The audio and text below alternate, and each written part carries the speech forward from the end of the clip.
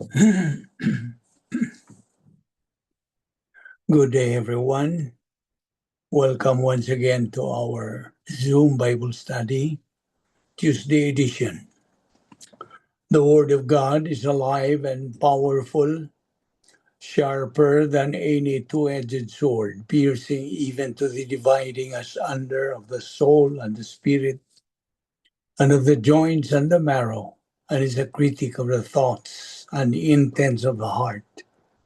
All Scripture is God-breathed and is profitable for doctrine, for reproof, for correction, for instruction in righteousness, that the man of God might be mature, thoroughly furnished unto all good works. Every word of God is pure. He is a shield unto them that put their trust in him. The entrance of thy words giveth light, it giveth understanding to the simple. Christ died for our sins according to the Scriptures, and that he was buried, and that he rose again the third day, according to the Scriptures, that whosoever believeth in him should not perish, but have eternal life. For God so loved the world that he gave his only begotten Son, that whosoever believeth in him should not perish, but have everlasting life.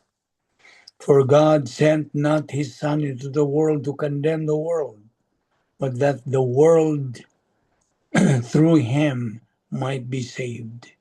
He that believeth on the Son hath everlasting life, and he that believeth not the Son shall not see life, but the wrath of God abideth on him. Now, before we start, we have to cleanse ourselves from any personal sin, lingual sins, mental attitude sins, or over sins. They become barriers to our study. Therefore, we have to name them, enumerate, and cite, and admit, and confess directly and privately to God the Father. 1 John 9 is the principle. If we confess our sins, he, God, is faithful and just to forgive us our sins and to cleanse us from all unrighteousness. Therefore, let us pray.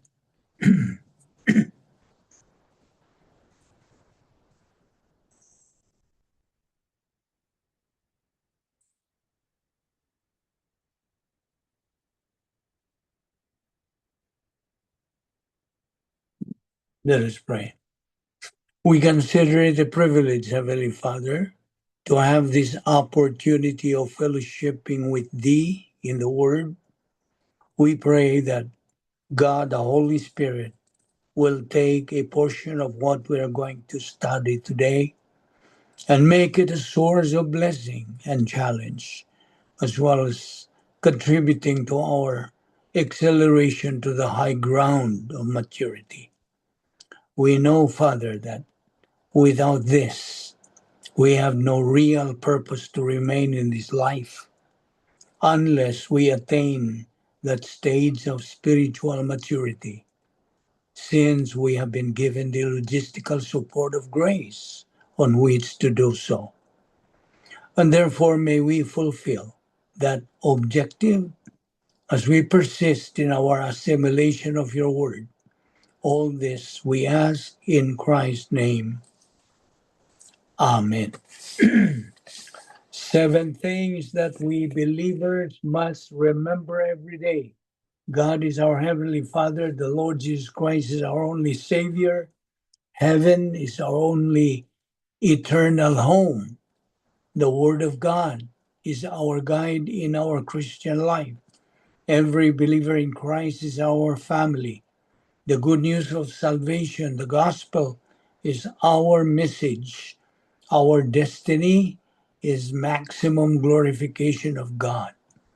And we know we have been saved by grace alone, through faith alone, in Christ alone, through the scriptures alone, for the glory of God alone. That's why we have sola scriptura, sola fide, sola gratia, solus Christus, all found in Ephesians chapter 2, verses 8 and 9. The additional seven things you are to remind yourself every morning that God is always with me. God has a good plan for my life. God will make a way for me. God brings me comfort. God holds me up. God carries what I cannot. God will never leave me. And also, we know that we have been imputed by God's perfect righteousness, and our Lord Jesus Christ's perfect righteousness as well, making it a double portion. Hence, we are declared righteous, and we have been imputed eternal life at that moment of salvation. John 3:16, John 3:36. We were baptized by God the Holy Spirit that put us in union with Jesus Christ. 1 Corinthians 12 to 13. And we have been declared born again, John 3:3 and John 3:7. We are now called believers in Christ. We are called evangelical, biblical, doctrinal Christians. Our names can now be found written in the Lamb's book of eternal life that cannot be blotted out. Revelation 20:15. We are now citizens of heaven. Hebrews 12:22. And Philippians 3:20. And heaven is our eternal home. Hebrews 12:22. God is now our heavenly Father. We became children of God. John 1:12. We have been entered into the protocol plan of God. We are now justified, no longer judged, no longer condemned. We became the church, ecclesia in Greek, which means the called out ones. And as church, we belong to the mystical body of Christ. And once this body becomes complete, God is going to rapture it, harpazzod, in the twinkling of an eye. 1 Corinthians 15:52. We became recipients of 39 irrevocable absolutes. We are sealed by God the Holy Spirit. We are now called saints. We are forgiven and cleansed of the unpardonable sin. So here are our words to live by for today. Are you ready to copy? Words to live by for Tuesday. So if you're ready, here it is. A relaxed mental attitude means there is absence of anxiety and worry. Repeat. A relaxed mental attitude means there is absence of anxiety and worry. You got it? Okay. Okay. Let's start. For today's Bible study, first of all, I am addressing this to you, my friend, unbeliever. So if you are an unbeliever, you have not made the most important decision in life yet by believing in Christ as your Lord and Savior, then you are an unbeliever. You are not a Christian. You are lost. Therefore, this is the time for you to listen to this message, points of Bible doctrine that you must also consider in your life. Being a lost person, an unbeliever. First of all, our Lord Jesus Christ paid for all sin, past, present, and future. When he was hanging at the cross, all those sins have been taken care of, paid up in full. Now, there is no sin Christ has not paid for. No sin. Okay, I repeat that. There is no sin Christ has not paid for. His sacrifice was offered once. Kasara nga iyang gi-offer.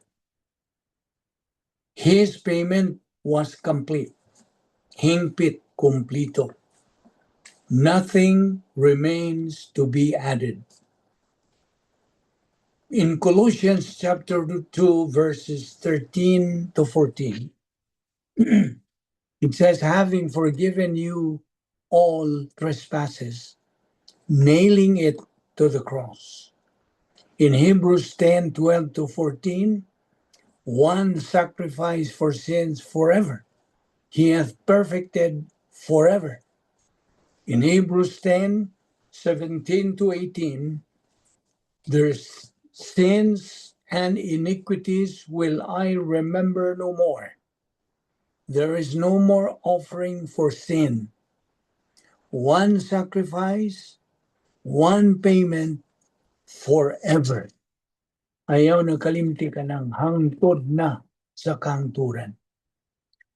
Unas tanan, hinumdum ka ba niyan tong kawatan nga dito nagadupa sa cross, duol kang Ginoo Kristo, the thief of the cross. That's grace at the very end.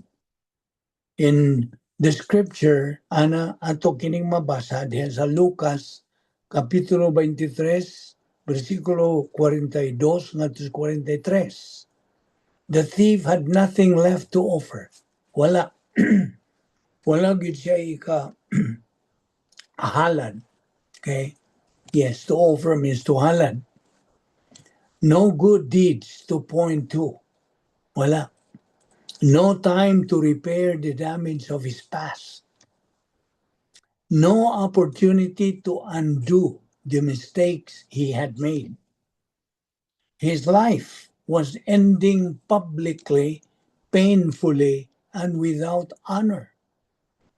All he had left was honesty and a small but genuine faith in his final moments.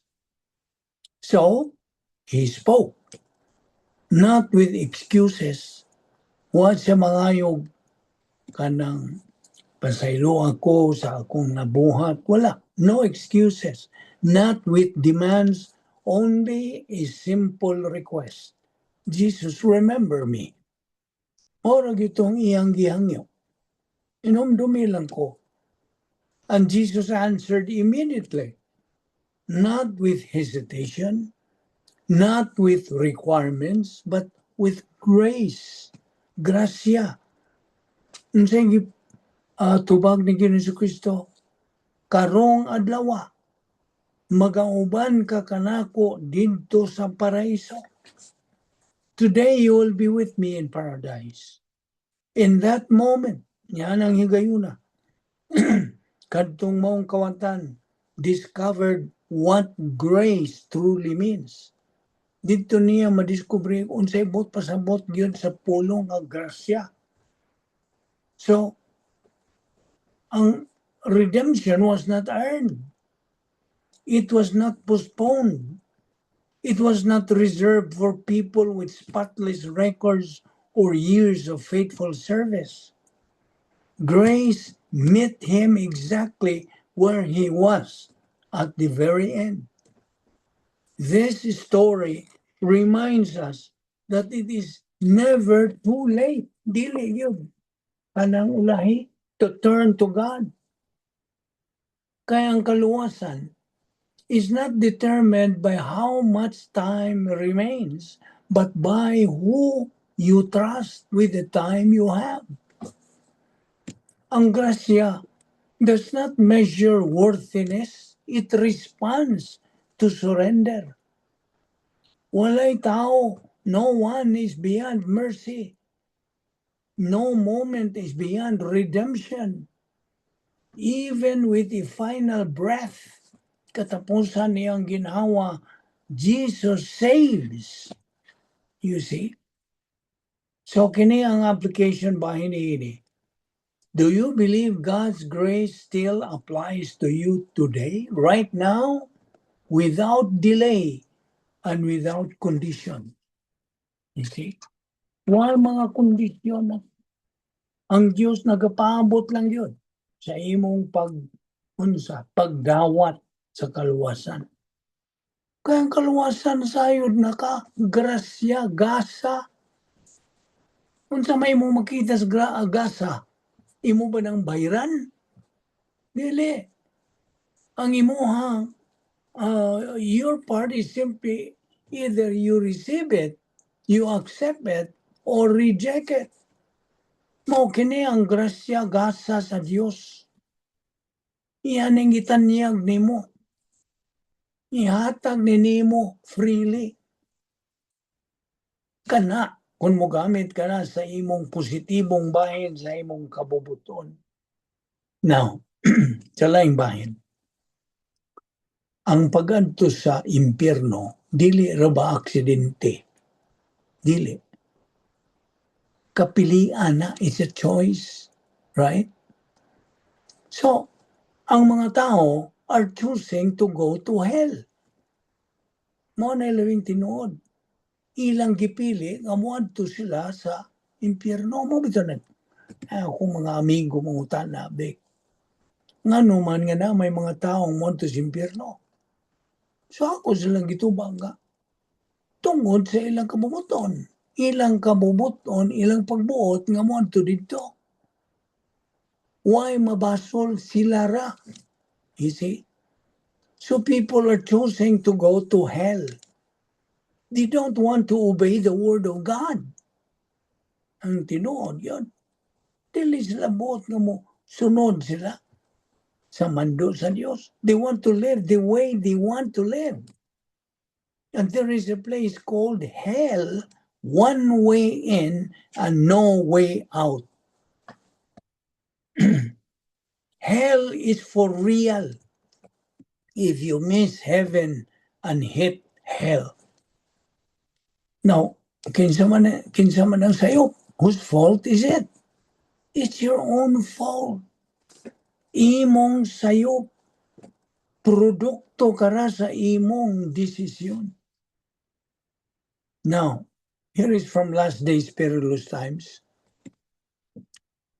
Success on earth means nothing if your name is not found written in the Lamb's Book of Eternal Life. Usara ba ni sa mga libro nga pagabuksan, pag-abrihan dito sa unsa Last Judgment. Buksan na mga libro sa kinabuhi, libro sa kanang mga sala. Now, akong malikon to what I said. Success on earth, ikaw tingali labing gamhanan, labing yang dato, adunahan, manggialamon, unsa pa, nga naatanan, that money can buy, ang imong pagkapopular, okay? Success on earth means nothing. Wala nagyoy bili. Kung ang imong ngan, wa may suwat dito sa Lamb's Book of Eternal Life. Now, kining maong quotation points to a biblical truth. Earthly success and honor cannot save a soul. A man may gain fame, wealth, power, honor, yet still stand before God unprepared. Unsay gipumulong ni Ginoong Jesucristo. For what shall it profit a man if he gains the whole world, but suffer the loss of his own soul?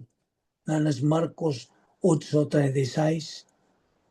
A funeral scene reminds us.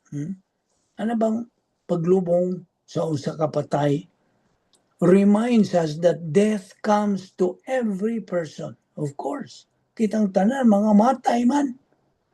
No money, no title, no applause follows us into eternity. Unsang gisulti si Hebreano 9:27, it is appointed unto men once to die, and after this, the judgment, paghukom.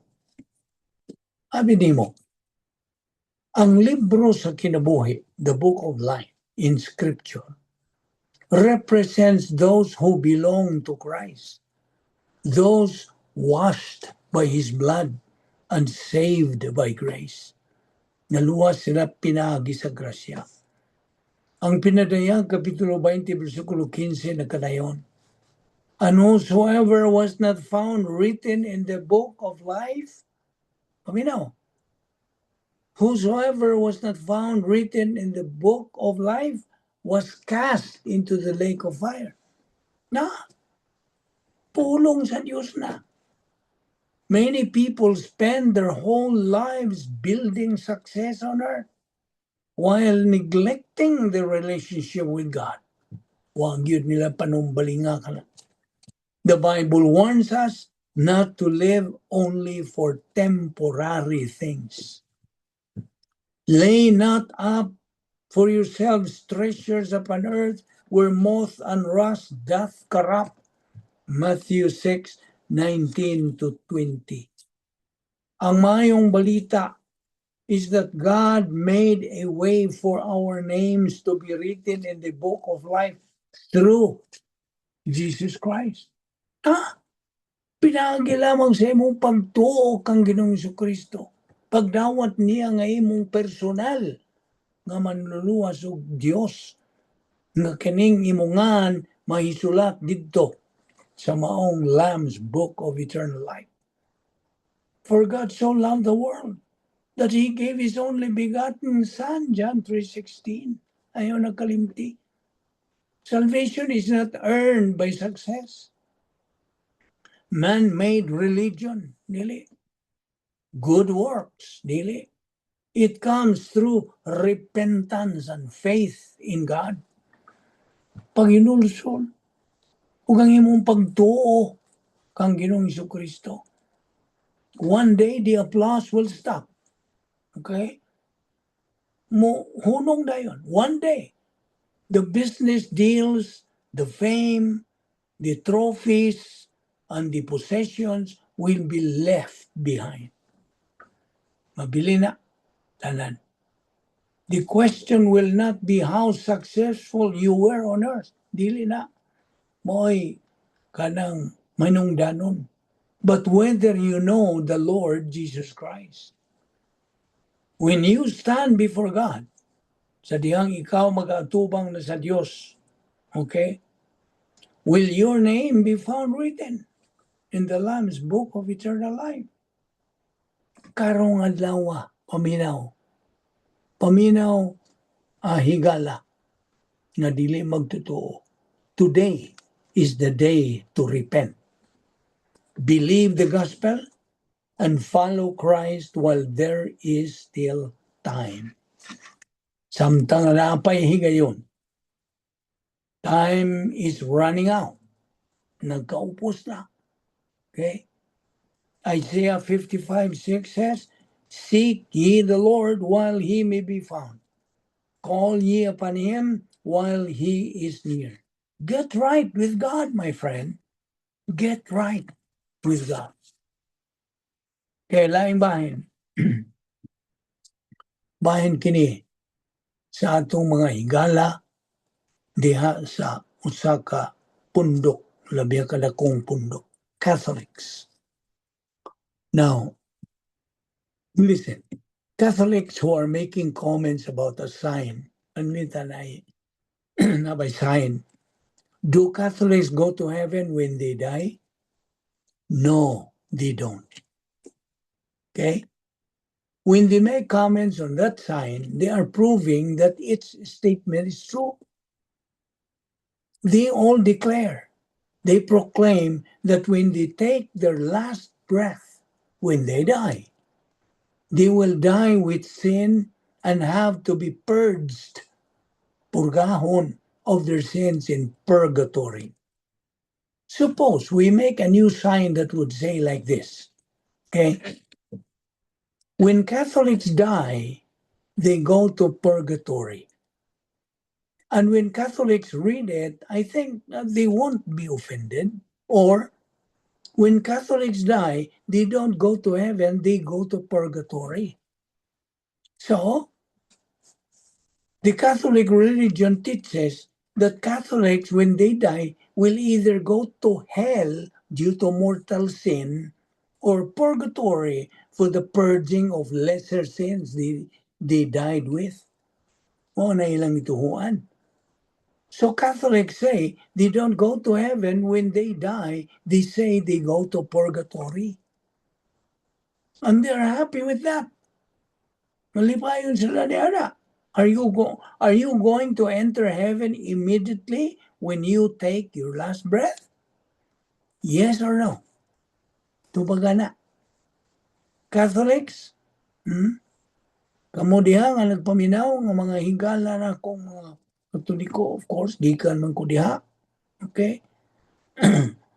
Kamo, be bold about your religious faith. Speak up. Sulti mo. Ibungat ng tanan. We are eager to see Catholics say, yes, I am. Now, kitang mga magtotoo na. Okay? Tabok tani mo. Magtotoo. Ako kang sultihan ini. The world keeps sleeping, but the return of Christ is getting closer. Ibaw ka ba? Nagkaduol na. Nagkaupos na ang panahon. Naman is 1 Thessalonians 5:6. Therefore, let us not sleep as do others, but let us watch and be sober. Si Ginoong Jesucristo namatay for the ones who crucified Him. That is forgiveness. Namatay siya tungod itong bugal-bugal, nagbunal, naghampak, nagsuntok. Ano sa ba? Nagdaot kaniya, nagsakit kaniya. That is forgiveness. There is nothing you have done that Jesus cannot forgive. He just wants you to come back home. Kanimo nga dili magtotoo, by the way. Mo kining alang kanimo. Now, karon, this is addressed to you, servant leaders, to all servant leaders. Unsa man sila? Mga pastor teachers, mainly, mga evangelista, ministers of the gospel. All of you are dedicated to the relentless pursuit of studying, learning, reading, exhorting, and teaching the Word of God, never tiring of this God-given task. Nakapoy ka na? Ayaw. Padayon sa imong tahas, tulumanon, obligasyon. Now, mo bitaw nga padayon ta nini nga itong ministry.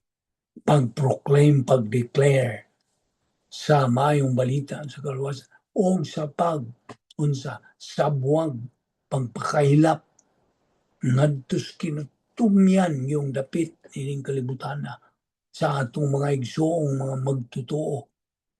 Padayon sa pagsangyaw, padayag, pagbutyag sa kamatuoran. I don't care who mocks me, I'll say it boldly anyway. I'd rather stand with God and be rejected by the world than stand with the world and be rejected by God. O na itong stand din. And so kita gipasidanan sa pulong sa Dios. Sa Dios, pinagi siyang pulong. Diha sa 1 Corinthians 16:13. Be on guard. Stand firm in the faith. Be courageous.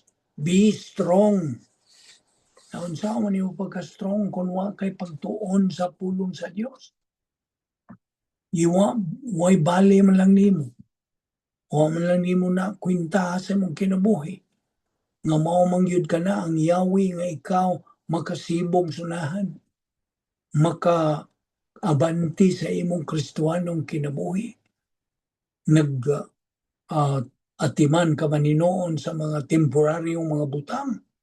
You see? Kining tanan mga hanaw sa pulo sa Dios.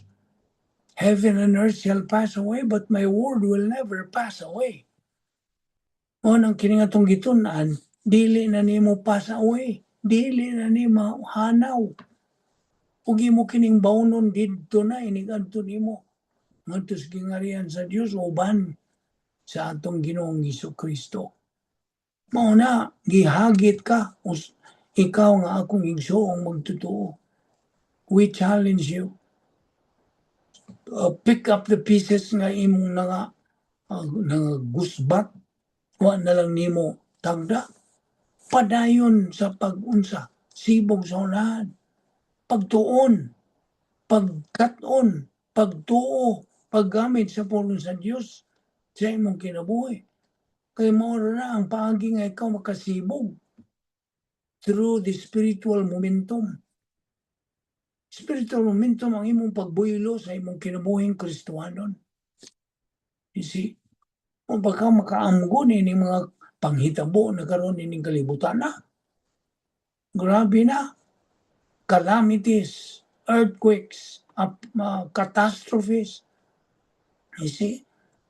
About calamities and earthquakes, ang libro ni Haggai, Kapitulo 2, versikulo 6, nagkanayon, this is what the Lord Almighty says. In a little while I will once more shake the heavens and the earth, the sea and the dry land. Sa Salmos 46, 1-3, God is our refuge and strength, an everlasting help in trouble. Therefore, we will not fear, though the earth give way and the mountains fall into the heart of the sea, though its waters roar and foam, the mountains quake with their surging. Diya sa Isaiah 41:10. So do not fear. Ayaw kadlok, for I am with you. Do not be dismayed, for I am your God. I will strengthen you and help you. I will uphold you with my righteous right hand. You see, napala sa Santiago 1:2-3, o diha sa 1 Peter 5:7. See? Now, by the way, kanimo nga magtutuo, dili pa igo ang pagpaminaw lang sa pulo sa Dios. It's not enough to hear the word of God. How many people have been deceived just because they go to church, hear the word of God, deceived into thinking na kanang nalingla sila sa ilang pag-una-una. Well, I'm all right. I am okay. You're okay. We have been to church. We have heard the word of God. Now we can go out and live as we want to the rest of the week. Then we come back next week, hear the word of God again. And they're deceived into thinking, nalingla ni sila na ilad kini sila sa pag-una-una, that because they hear and assent to the word of God, when the scripture is read, they can say, Amen. So be it. Paminaw. If you don't practice it, sa imong nadungog, imong nakatunan, kung dili nimo ka natuuhan, dili nimo na magamit. Kasabot ka? If you don't practice it, then you are just deceiving yourself. You're living in a false sense of security, false sense of feeling that everything is all right because I've heard the word. You see? But It's more than hearing the Word of God. Labaw pa niya na putting it into practice in your life. Gamita ka na. Kaya kung di mo nang gituuhan, magamit na ni mo. Nga man ni mo gamita. You see? And here is where practical James comes in. Be ye doers of the word, not only hearers, deceiving your own selves. Na. Di man lagi kutob lang sa pagpaminaw. Be ye not only hearers of the word, but be ye doers of the word. For if any man is the hearer of the word and not doer, and say, isulti, you are likened to a man that beholds his natural face in a glass, for he beholds himself and goes his way. Inigbiya niya, makalimot na siya kung sa iyang itsura. You see, itsura o kaimtang sa iyang kinabuhi. And immediately forgets that manner of man he was. So, kung pangutan na, Nemo, my fellow believer, why did God save you? Nga naman. Si Pastor Jack Hibb once said, and I quote, don't raise your hand, but are you a Christian? Why did God save you? No, na. Think about it. Why am I saved? Why are you saved? Sometimes we think we get saved and we just say, well, I guess I just wait for the next 65 years until I drop over and then go to heaven. No. God has saved you. Now, God has saved you and He is saying, come on, let's go. I want to send you places. Follow me. Let us go. And we do it for the love of God, not for the comfort of your flesh or for anything else. Dili. Dili ka pag-entertain mo. Dili. Natay buluhaton. You see? And so, niya ay mga punto nga kung dado nimo, unsaon nimo pagka-epektibo nga evangelista. We are called to be evangelists, all believers. Do you know that? Kita gipagtawag nga mahimot ang mga evangelista. Unsa may buhat sa evangelista? Unsa? Butyag, pagpadayag, pagpahayag sa mayong balita sa kaluwasan ngadto sa kinatumyang suok sa kalibutan. Mao kana ang Great Commission nga ipabuhat nato. Ingon nga mga magtotoo. Dili kayo maghuwat na lang tao. Nag-routine na lang na. The whole week, murag kanang cosmic, worldly ra itong mga buluhaton. Walay Diyos niya ng tibok simana. Kaya pagka Domingo, simba na po, ma-religious na po unuhay ka, ma-spiritual. Ano pagka Lunes, hangto na po na sa pagka Sabado, mawagya po na, routine ba? You see? And so, na mga punto akong lalo nimo, how to become a better evangelist. Let us remember, atong angay hinumduman, ng Biblia calls all believers to evangelism. Again, evangelism is sharing the gospel. Pag kanang paambit sa mayong balita sa kaluwasan, ngadto sa tanang tao. In following the Great Commission. Na, Matthew 28:19-20. Bahin sa Great Commission. Diya sa Marcos 16:15, ang pulong sa Diyos na kanayon, in fact, it was our Lord Jesus Christ who said, go therefore and make disciples of all nations, baptizing them in the name of the Father, etc., teaching them to observe all that I have commanded you. Na, diya usab sa mga buhat, Kapitulo 1, versikulo 8, the mandate for a believer is commissioned to share the good news. Pangutana, ikaw, my fellow believer, okay, igsuon taman ka diha kang Kristo. Naga sangyaw ka na ba? Imo bang gisangyawan ng imong mga hinigugma? Imong amahan o inahan nga dili pa magtotoo, dili pa luwas? Misuway ka ba sa pag-unsa? Paambit nila sa good news? Did you attempt to share the good news to them? Imo ra ba ng obligasyon? You see? Well, this is addressed again to all believers. What any believer can do is to get more educated on the gospel. How? Pinagi sa pagtuon sa pulong sa Dios, mao ni atong gibuhat. Busa kini hagit kini sa atong mga igsoon nga mga magtutuo na ay mga pundok niya nga wa gyud nila makita ang kamanungdanon sa pagtuon sa pulong sa Dios. Wa gyud.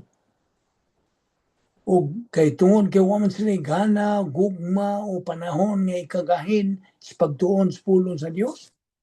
Ang ilang kinabuhi sama ra gyud sa dili magtutuo. You see? Pagkaluoy gyud tanawon. Wa gyud sila alamang mahitungod unsay buhaton human sila maluwas, mao nay usa ka isyu nga atong tutukan.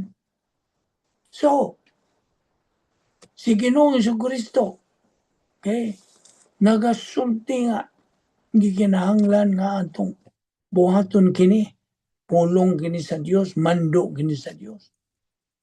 Now, again, this is addressed to all believers. What any believer can do is to get more educated.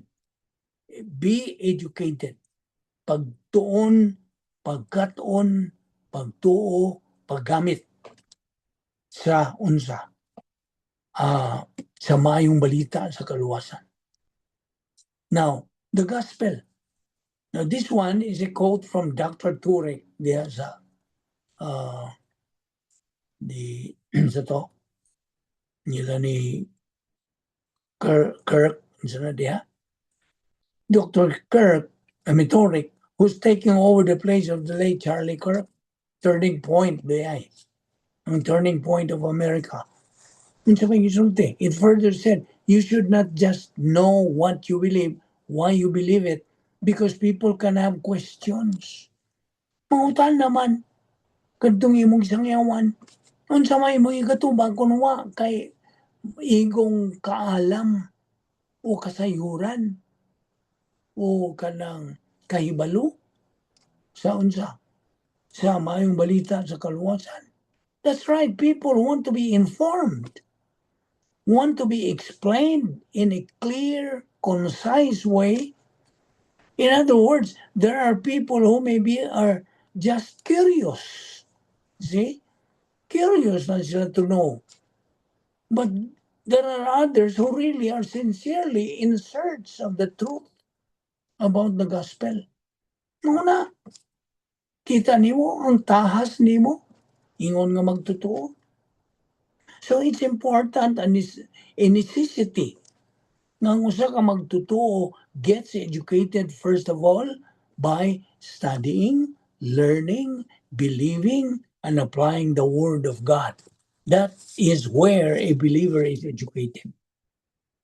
Kung sa imong pagtubo na niya spiritually through your right pastor teacher in your congregation ba, okay, you may be ready now to present the gospel as you now have sufficient knowledge of the gospel information.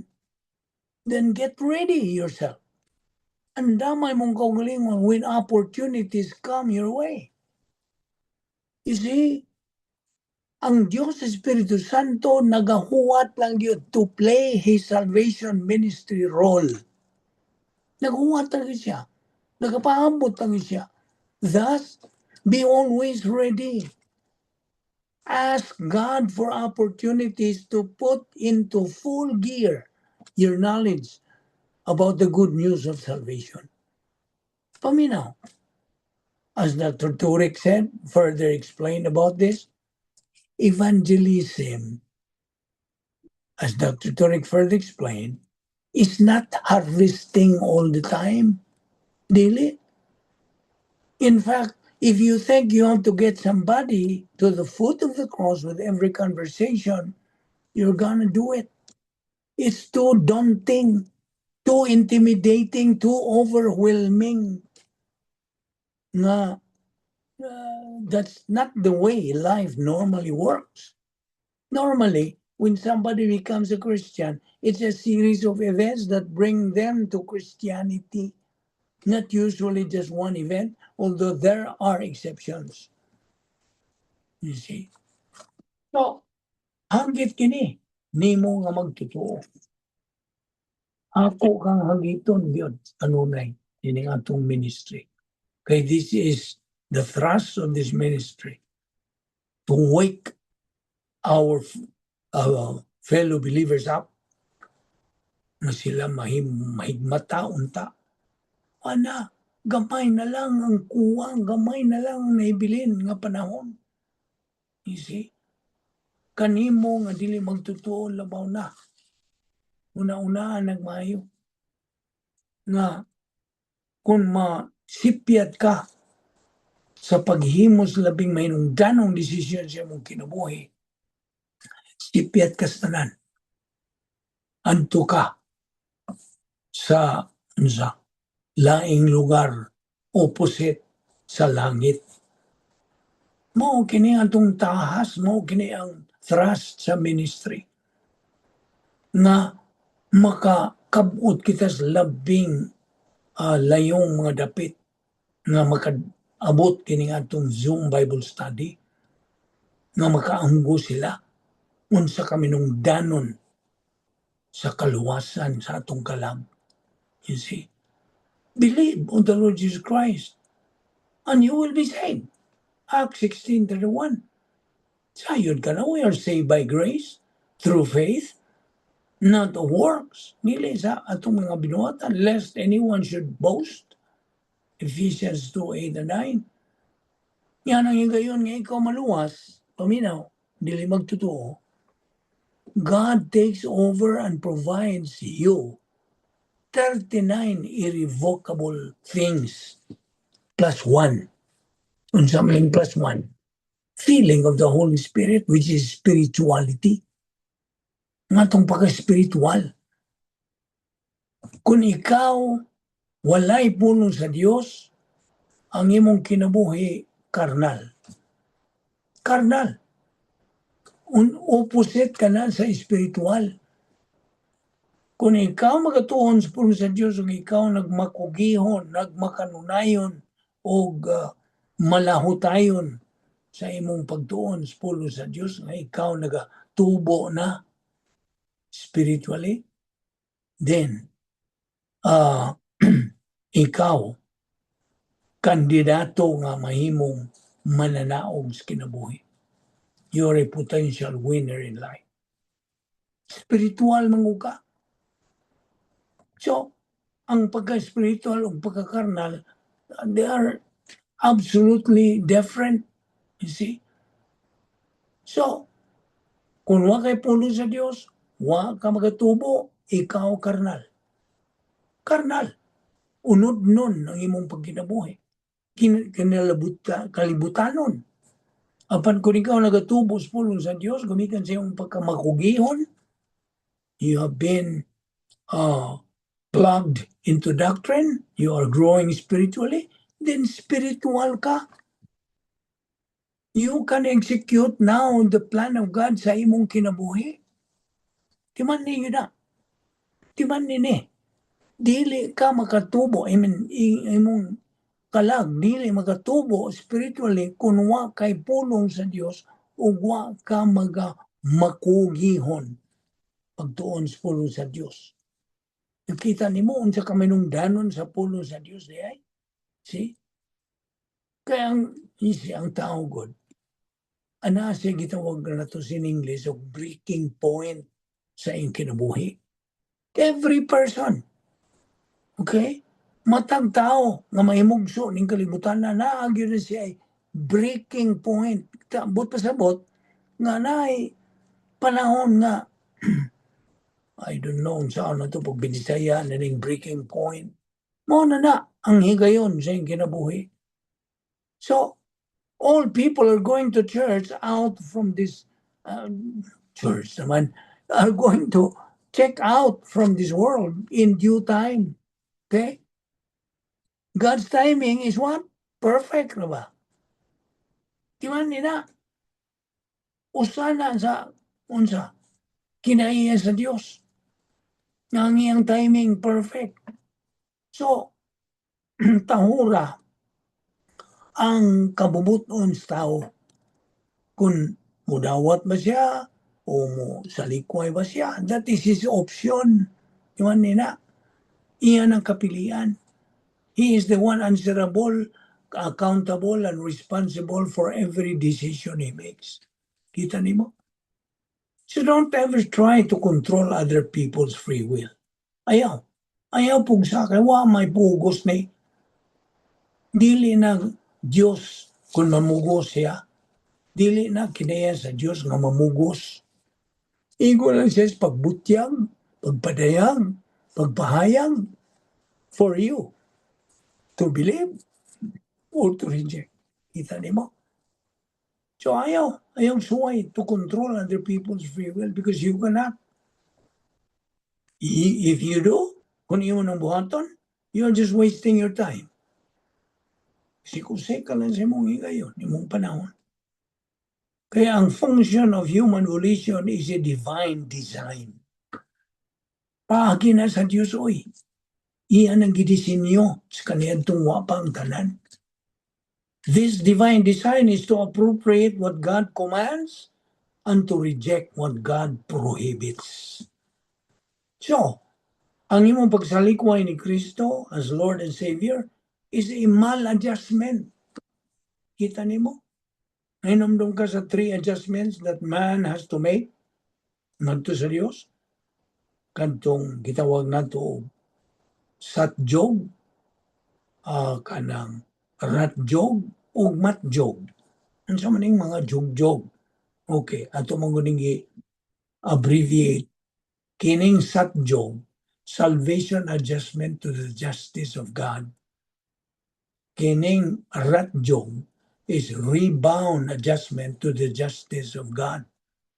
O kining matjog is unsa? Maturity adjustment to the justice of God. Mao ni tulo ka mga adjustment nga atong himuon ngadto sa Dios.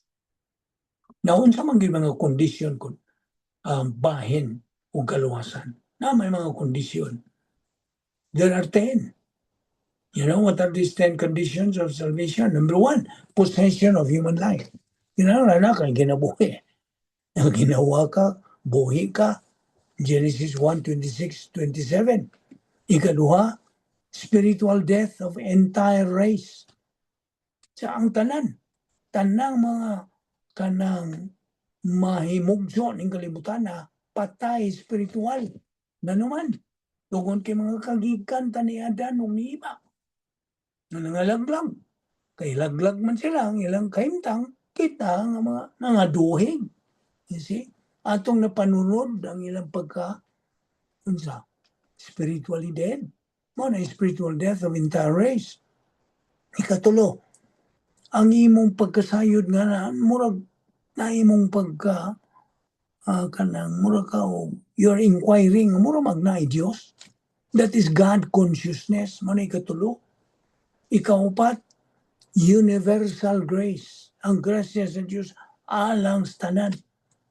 Number 5, positive volition towards God consciousness.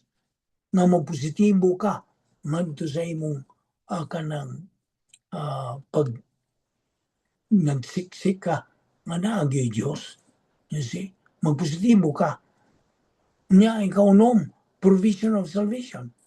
The finished work of the Lord Jesus Christ. Number 7, knowledge of the gospel. Kinahanglan masayod ka pahin sa mayong balita sa kaluwasan. Number 8 is common grace. Now, Of course, that's in John 16:8-11. Number 9, positive volition towards the gospel. Nga magpositibo ka, mudawat ka, mutuo ka sa imong nadungog, imong tuoan, dawaton sa Ginoong Kristo nga imong personal nga manluluwat. O ang ikanapo, mo na ang imo ng pagtuo.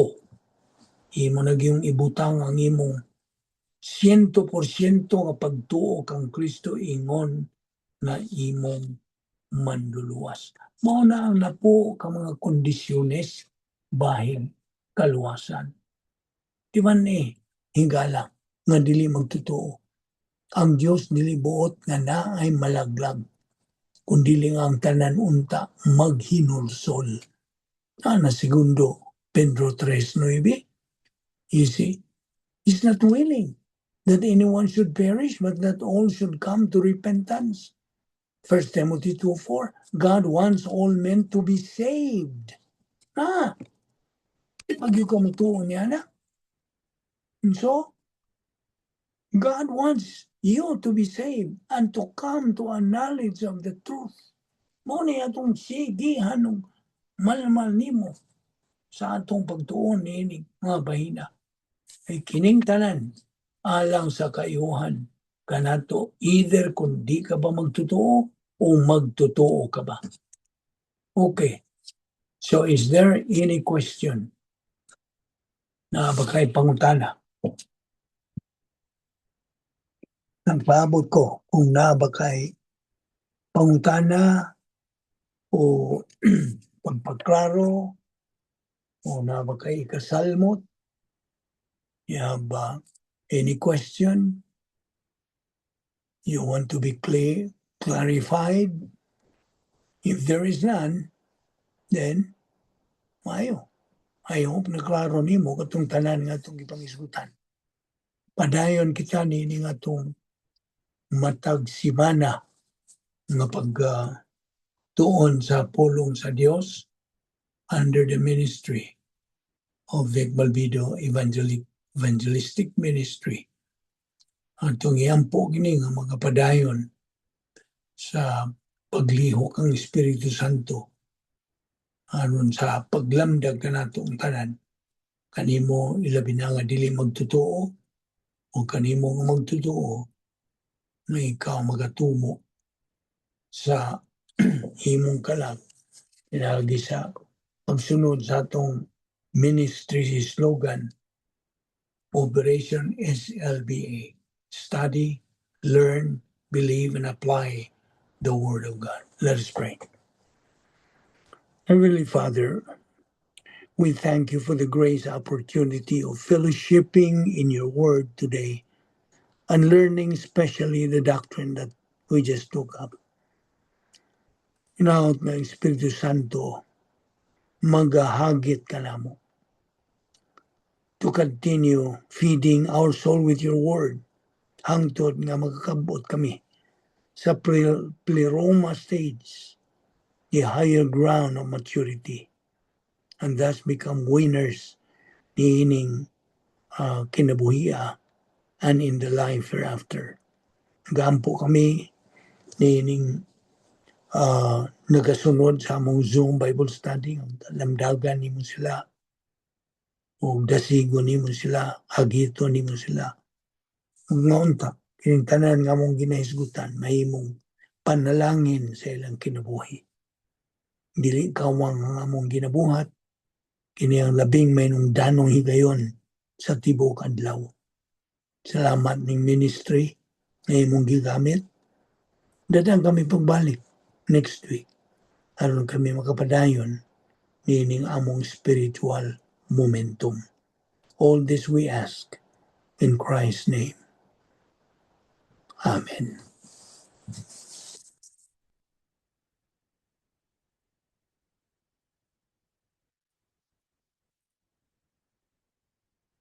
Thanks, Lolo Vic. Ay, kinsa man ni? Kinsa man ron? Rain. Rain? Kumusta Rain? Okay lang. Okay, thank you sa inyong pagkiguban. See you next week.